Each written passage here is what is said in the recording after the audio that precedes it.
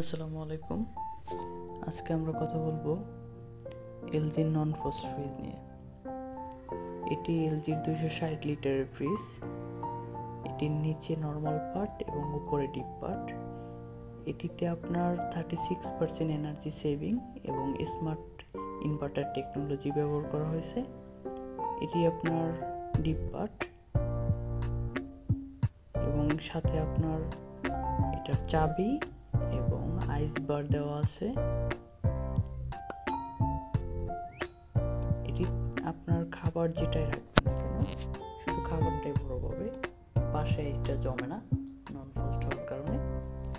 এক্ষেত্রে আপনার খাবারের মানটা ভালো থাকে, খাবারটা সতেজ থাকে, দীর্ঘদিন পর্যন্ত খাবারটা ফ্রেশ থাকে।